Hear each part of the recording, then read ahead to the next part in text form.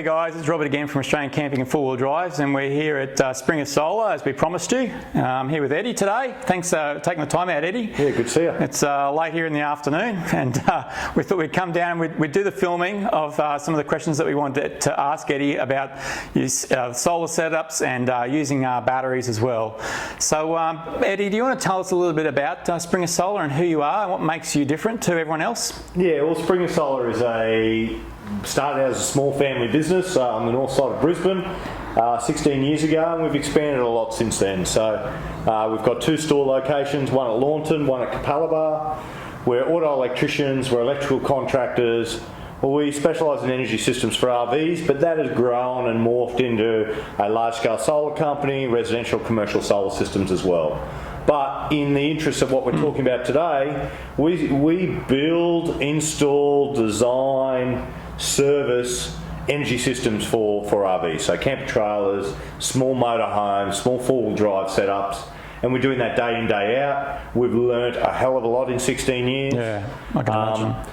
The things that we do differently, look, one of the simplest things that we do and we concentrate on is cable sizing. Okay. You know, cable sizing and undersizing a cable can be the easiest solution to fix in a bad performing system, but an easy thing to set up when we're building and designing systems, and then just making sure we've got the right components, good quality gear, good quality solar setups, to ensure that we keep our beer cold, we keep things running, you know. Worst thing you can have is being on a camping trip and the fridge runs out of power. Fridge stops working, or the lights stop working, or it's pouring down rain and the TV stops, or you know, whatever you need to keep powered. Having that powered ensures you have a good trip. Yeah, exactly right. That's great. So look, we've got a couple of questions here. I know some of you guys have asked some as well. We're going to go through them and ask Eddie some of those questions for us today as well. But what type of battery systems do you actually offer at Springer Solar? So everything from the conventional flooded cell 12-volt lead acid battery through to lead calcium to AGM to lithium batteries, right through to 2-volt cell setups that we would do in bush properties and large-scale battery banks to large-scale lithium battery banks. We do everything. So everything pretty much, and any different type of battery. Yeah. There are some other types of batteries as well. Hey, there's the lead crystal. Yeah. Yeah, lead crystal is just a souped-up AGM. Is it? You know, it's a lead acid battery that's got some extra components in it to try and give it a little bit better performance. There are other batteries out there that are a high performance AGM as well. You pay a little bit more for them to get a better cycle life, to get a better charge and discharge rate. They're definitely not a lithium battery. Okay. They are just a lead acid battery. Right. Lead carbon, lead crystal. They've been around for a while. The name gets used a fair bit. You need to be wary of believing all the hype and believing some of the hype. Okay. You know, a lead acid battery cycle life is determined by depth of discharge. You know, you smash that battery day in, day out. I don't care if it's a lead crystal or lead carbon, you're going to shorten its life dramatically. So it's about knowing what your limits are on your batteries and using them accordingly. Exactly right. Not working them too hard to ensure that, you know, we get the life. Get the best lifespan out of your batteries. That's exactly right. Look, so one of the things we did want to talk about today, and we're going to go into it later on as well, is the lithium batteries as well, because I know there's a lot of questions and that out there that you guys will have around it, and we've got you guys to fill in some of these questions in the comments as well. So can you tell me, do you offer complete packages? So like if, say for example, I want to come to you, I don't have anything in my car at all, or my camper trailer, and I want to get it all set up, can you offer the complete package? Yep, so the advantage of our business is we're accredited designers for standalone power systems. Right. So the principles that we use designing a homestead that's off-grid out in the bush is the same for a small canopy setup. It's just smaller loads and smaller components. So yeah, we absolutely do complete design from vehicle charging system, 240-volt charging system, generator, solar, full design. We can supply components only. We can supply components and install. We can do part install if you want to mount all the gear and get it all in. The beauty of 12-volt is you can do the cabling and we can fit it off. You know, it's getting it neat and tidy and looking nice that is the real, that's what you're challenge. proud of at the end of the That's job. So if you just want to mount the gear and you mount it straight and neat on a headboard in a canopy, or get it all mounted up in a camper trailer, and we wire it off, well, that's what we do, and that's what we're good at. So people can come to you and they can purchase the products that they need. They may be able to get advice from you as well, by the sounds of it, on the products that they may need, and then they could do that themselves if they wanted to. And then for those who didn't feel confident enough, they could then get you to install it as well if they wanted to. You buy the gear from us, we give you as much advice and as much technical support as you need. Great. Even if you haven't bought the gear from us, there's other bits that we sell that can help you. You know, cable, lugs, connectors, all that sort of stuff. Getting it set up right. Okay, excellent. Okay. Now, lithium batteries. When we're talking about lithium batteries, I know there's lithium-ion and there's LiFePO4, lithium iron phosphate, I think it's called, isn't it? Yep. So do you know what the difference is? Yeah, LiPo, or can be called LFP, so lithium iron phosphate. That's the battery that we use in lithium, whether it be Victron or Enerdrive or another brand. Lithium iron phosphate is a more stable chemistry. It's a battery that is more proven. We use it because we know the statistics behind it. We know the testing that's been done on it, and it is a more stable chemistry. Okay, so that's what I found when I was doing my research as well. When is it worthwhile buying a lithium battery as opposed to an AGM battery in terms of usable lifespan? Yeah, so bloody good question. Lithium batteries aren't needed for everyone. Okay. If you are running small DC loads, if you've got a really small setup, you're running a couple of lights and a small fridge, you're better off putting your hard-earned into a quality AGM setup, quality vehicle charging system, and maybe a small solar cell to run that small equipment. Okay. Where lithium comes into their own is when we've got a lot of load, so we're running multiple appliances, multiple fridges, heaps of DC equipment. And weight might be an issue. Yes. Recharge time might be an issue, and longevity. You know, we're going to get thousands of cycles out of these versus hundreds or 500-600 cycles out of an AGM. So lithium's definitely not for everyone. No. We still sell a hell of a lot of AGM and quality battery setups, but lithium do come into their own for lots of load, for saving weight, and for fast recharge. Quick recharge times, One thing, guys, that I noticed the other day, you might notice the video we did recently. If not, just have a look up the top up here, you'll see it, where I went and weighed my vehicle, and I was quite surprised at the amount of weight that I got in that vehicle.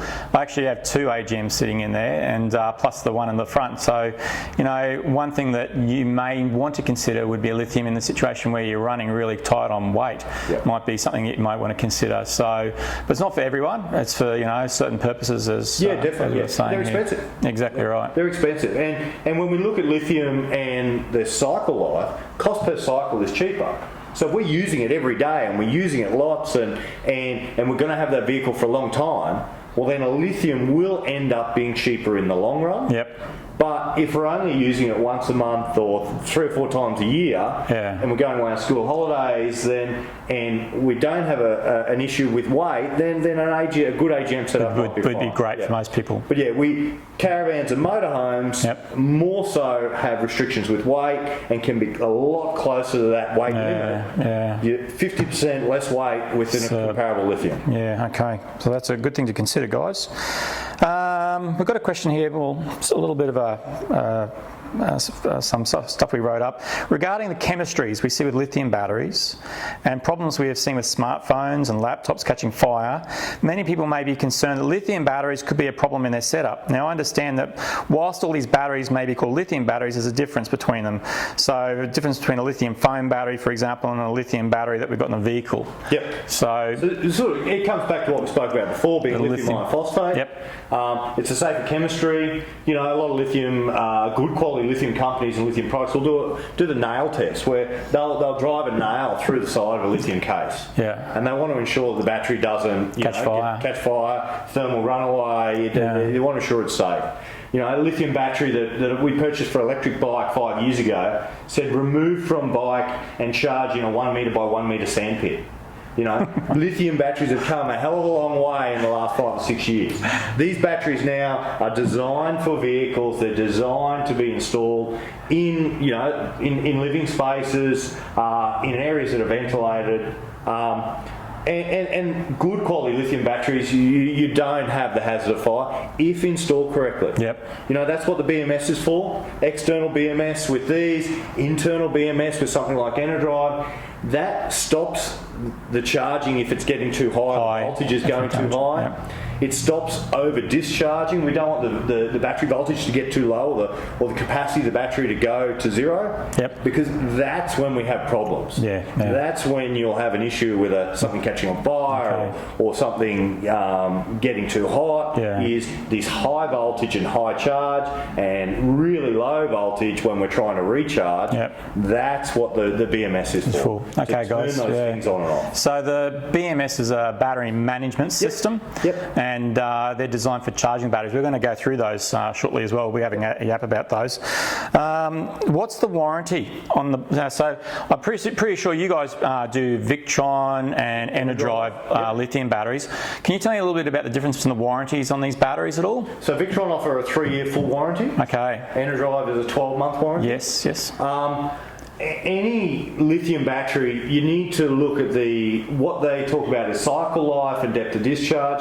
To give you an idea around the warranties, we're always pushing for longer warranties for lithium batteries, because a 2,000 cycles at 80% depth of discharge on an Enerdrive, or a 2,500 cycle 80% depth of discharge on lithium, if you did that every day, that's 6.8 years or 6 years. So we want these manufacturers to start pushing their warranties out. But at the moment, the technology is still pretty new. You know, we're doing accelerated testing in labs and things like that, but getting that real world testing of these batteries is what we're doing now. So the warranty should extend as we get some more runs on the board. But warranty is only as good as the company offering it too. Guys like Enerdrive, Australian owned, they're local in Brisbane. I know the owners down there. We used to have a shop around the corner from them. They support their products. You know, guys like Victron, most of their products are 5-year warranty. Their batteries are 3-year warranty. They're from the Netherlands. They're a good company. They've got a real good presence in Australia. Buying batteries is something you want to have trust in that supplier, in that retailer, to ensure they're going to be around to support you. Exactly right. Yeah, that is important, definitely. Okay, so what else do we have here? Why are lithium batteries so damn expensive? Well, they are. They're bloody expensive. The materials that go in that is a rare earth metal. There's not a lot of it being mined. So a lot of it's getting consumed into the electric vehicle market, so the car industry. So at the moment, that product is not a huge commodity on the market. As we start mining more, we will see a price reduction of some sort. But as we get along, we're going to see a higher uptake of electric vehicles too. Higher uptake of home storage. It's all the same chemicals going into these things. So the volume is not ever really going to be there unless some of these large-scale mines come online. So cost will come down a little, but it's an expensive material to mine and to process and to build. So that's why they're expensive. But like I said before, cost per cycle versus an AGM, they're better. They're cheaper. But you've got to get those cycles out. Makes sense, doesn't it? How long should a lithium battery last before it needs to be replaced? What's the average figure? So I would say anywhere between 6 and 12 to 15 years. There's going to be an end of life where even if it's not used and kept on a charger, the material is going to deteriorate. But, you know, 2,500 cycles, 80% depth of discharge is 6.8 years. 50% depth of discharge is 5,000 cycles. So something that I was thinking about was, does it actually differ much to an AGM battery? So definitely. So an AGM is 30% depth of discharge, and you might start getting 1,200 cycles out of 1,500 cycles. That's a big difference. AGM battery at 80% depth of discharge is 400 cycles. So the huge further you difference. discharge your AGM, the less number of times you can get it out. There's a big difference between that, isn't there? So massive difference in cycle life. These guys don't mind being discharged heavily. Yeah. Your AGMs and your conventional deep cycle batteries, they do. Yep. Okay. And you really got to limit that depth of discharge to get that longer life out of them. Wow, that's amazing. Okay. So I've got another question here. What is the difference in weight of, say, for example, 100 amp hour AGM as composed to 100 amp hour lithium? Yep. So these are dummies, so I wish they were that light. Yeah, that's right. I picked it up before and I thought, whoa, that's light. So 100 amp hour AGM, anywhere between 29 and sort of 32 kilos, 100, 120 amp hour. Lithium, you should be about 50% weight saving. Okay. So 16 to 18 kilos. So that's interesting you mentioned that, because so I know in my setup, for example, I have two 100 amp hour AGM batteries in there, and that pretty much gives me 100 amp hours I can draw on. Yeah, usable capacity. If I was using the same, for example, two 100 amp hour lithium batteries, I would have 160, 170. Oh, so I'd have more. Heaps more usable. And I could draw. Yeah, exactly. Okay, that's fascinating. So I understand that I should never run an AGM battery below 50%, and so you were mentioning before, was it 80% you can go down to? Yeah, up to 80%, even 90%. Okay. It's the same principle. The deeper you discharge these as your AGM, you will shorten their life. Okay. These are affected much less by depth of discharge. Okay. You over discharge your AGMs, you really shorten your life. Okay. These guys, yes, you shorten their life, but you're already out at 2,000, So it's not going to affect it as much. No. Okay.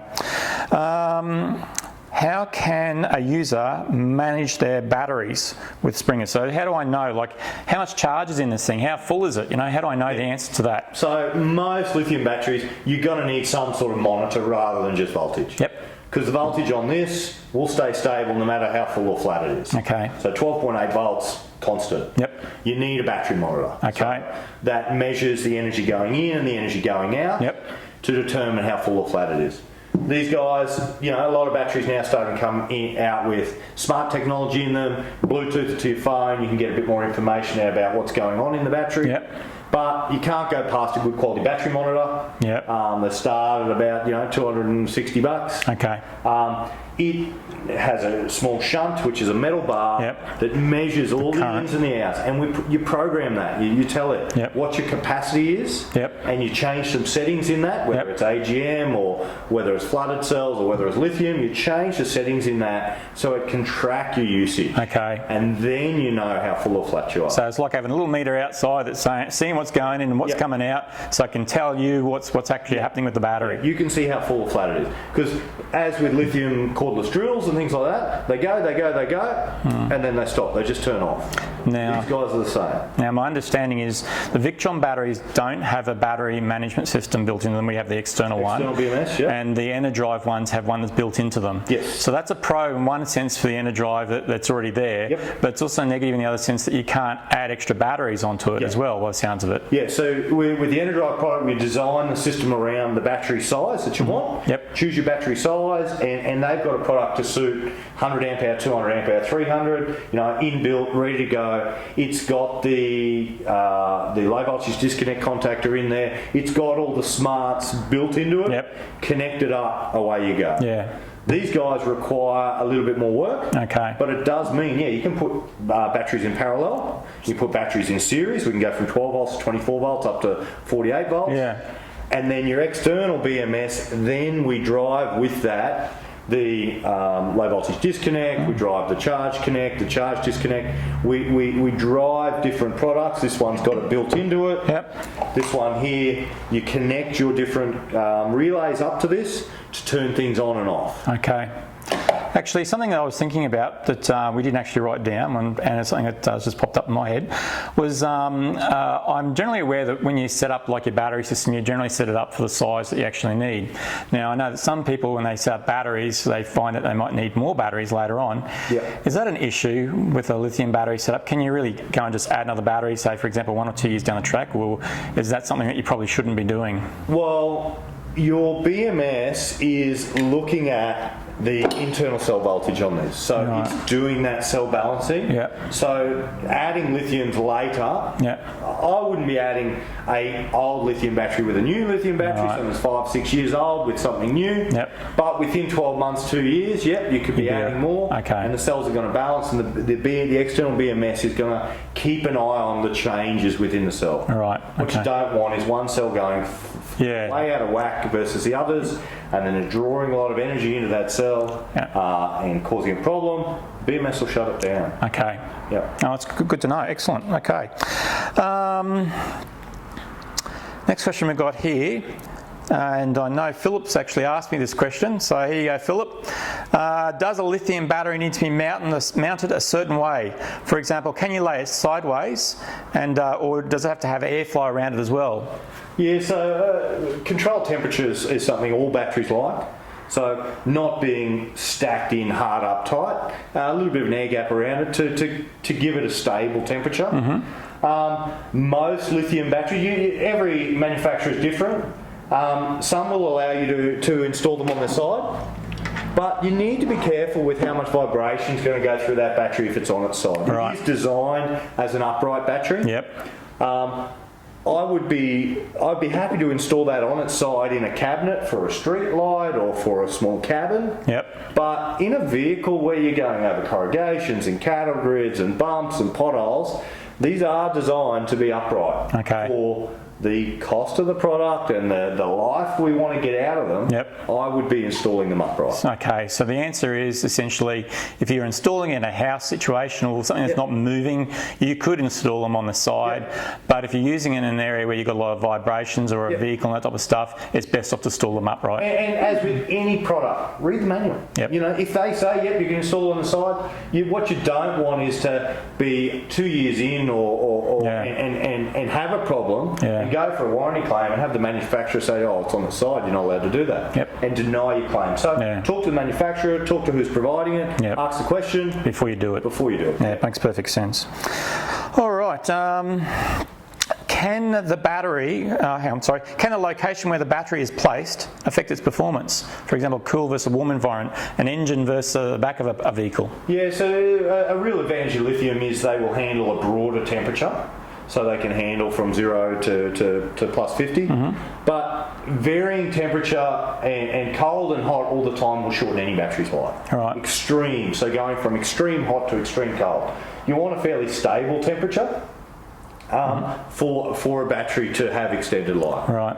AGM batteries under bonnet, you'll shorten their life the hotter they get. Okay. You know, any battery is affected by temperature, so keeping it cooler where you can. If it is under bonnet with an AGM, a heat shield or something, if it's close to heat sources, I wouldn't be putting a expensive lithium battery under bonnet unless it was specifically said you could. But keeping them in a cool, dry, stable temperature location more than anything. So it sounds like your recommendation is really not to, if you can, don't put it in your engine bay. Absolutely. Put it somewhere else where it's kept at reasonably constant temperature. I know your engine bays, they go up and down temperature. Exactly. Something shocking. In the back of your car, it might get hot. If you're up in the Kimberleys and it's the middle of summer, it might get 40, 45 degrees in your vehicle, but it's not going hot, super cold. Yeah. Okay. Great. Excellent.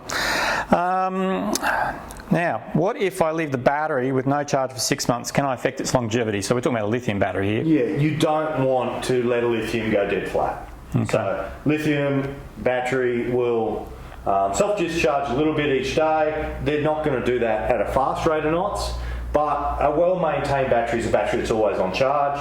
I'd be keeping them charged as much as possible. Once a lithium goes beyond flat, so goes too flat that you can't get a charge to engage on it, it's a very you need to be very careful about how you bring them back. Okay. Someone like us or a specialty electronics person or store will put a really small trickle charge device on them to slowly get it up. Really slowly bring that battery voltage back while monitoring the battery over days and days and days, and then connect the charging system back up to it. But a lithium battery that is beyond flat is a dangerous device. Okay, well that's good to know. Hey, that's what that's what your BMS, internal or external, will do. It will shut the system down prior to the battery getting too flat. Okay, great. I didn't realise that. That's excellent. Okay. Can you just leave the battery on charge and use it when you want to? Yeah, absolutely. Yep. Again, charge your batteries as much as possible. Keep them full. That way you're not using cycles when you don't need to. Disconnect it, take it off the bench out of the workshop, away you go, take it away, put it back in the vehicle and head off. Excellent. Is there a difference between different brands of batteries? Yeah, so we covered it a little bit. Good quality brands, manufacturers you can rely on. Lithium battery that looks like it's an open case made out of laptop batteries with cables running everywhere, probably is made out of old laptop batteries with cables running everywhere. Do your research on the products you're buying. They're not cheap. If you're seeing a lithium battery out in the market for $600 or for $500, well, a good quality AGM will nearly cost you that. Yeah. You need to be wary. If it looks too good to be true, it probably is. Do your research. You want to get the life out of them. They're only cheaper if you get that long life. Yep. So you want to make sure that there's going to be around. What can people do? Here we go. This is another question we got asked. I thought it was a good question. So, what can people do if they get stuck, for example, somewhere? So you're out bush and you get stuck, and something wrong with your lithium battery, that's caused you your problem.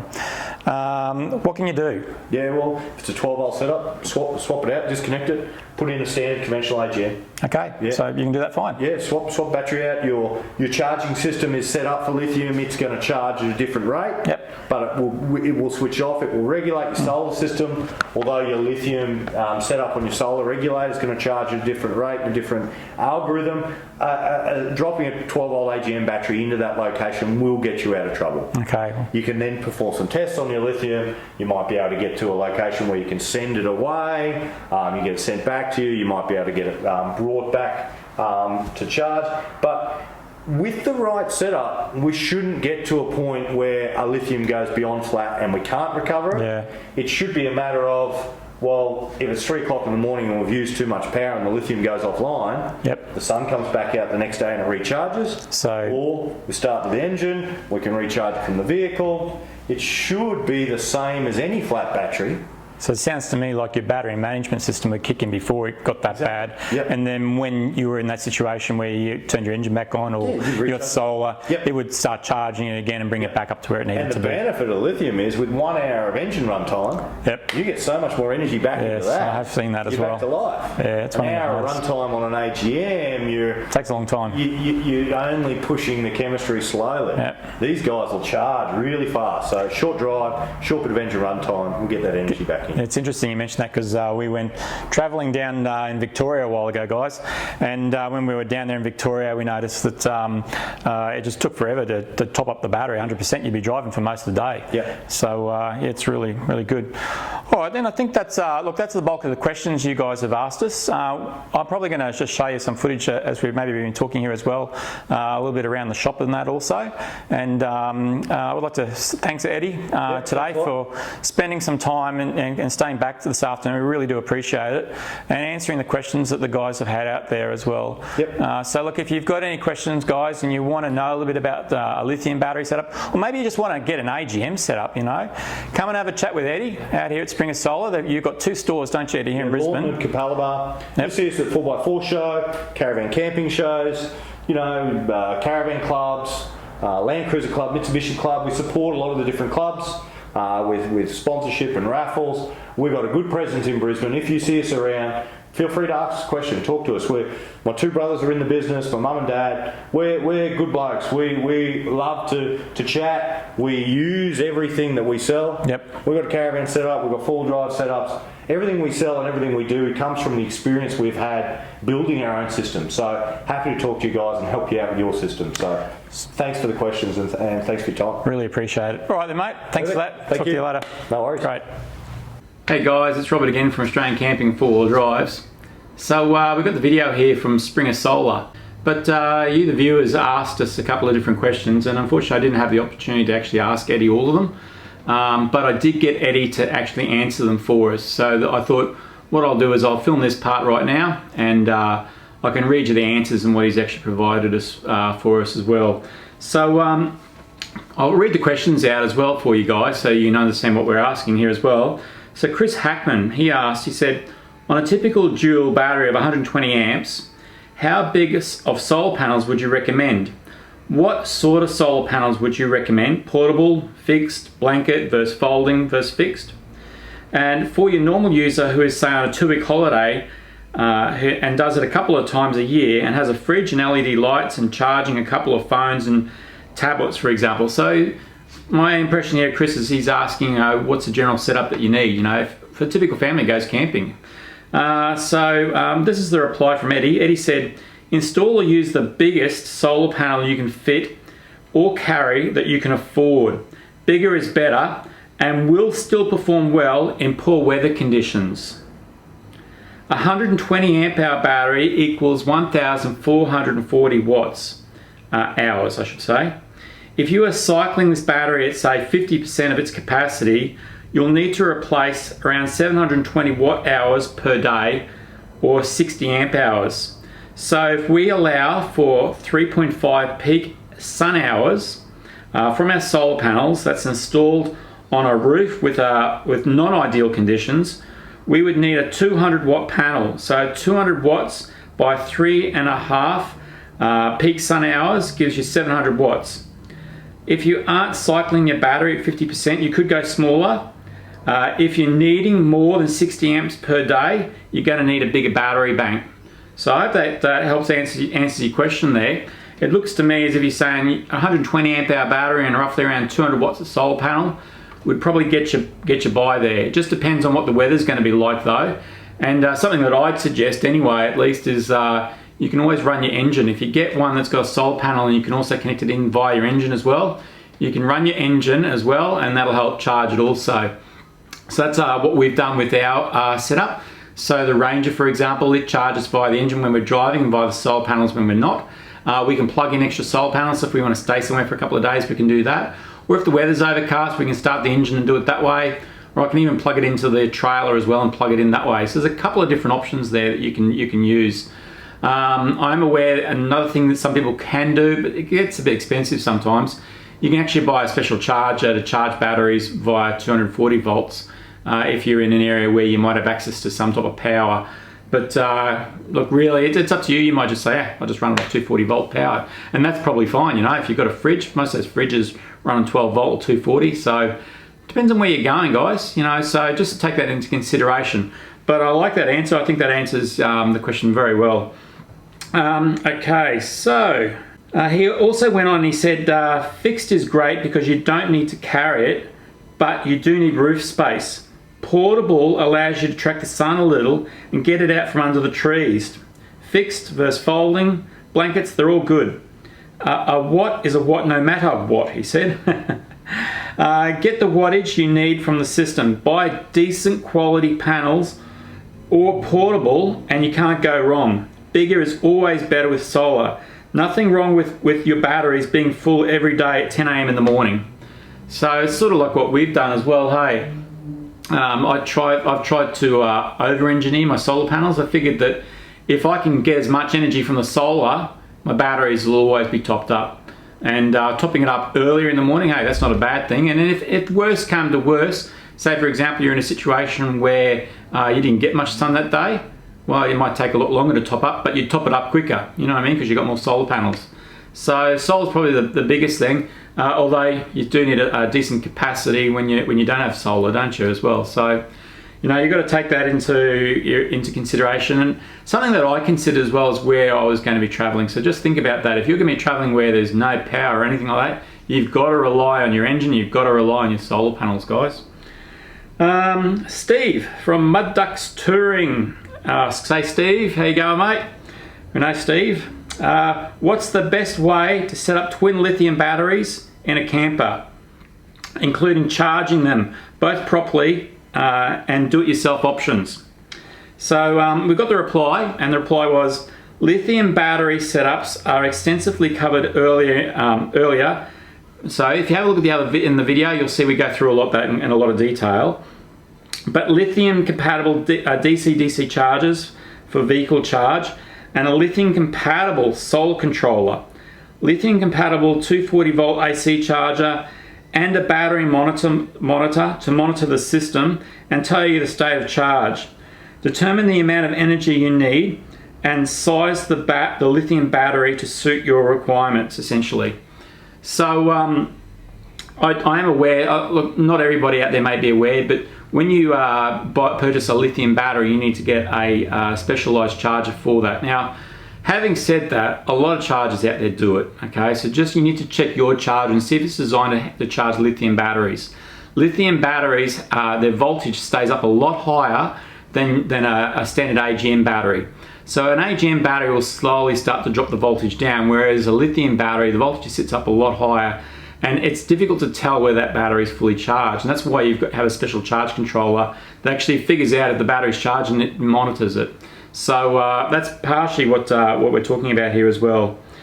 Another question here from Matt Oxley. Hey Matt, how you going, mate? We've got a question here and it says, is a lead crystal battery a good cost-effective replacement for an AGM battery?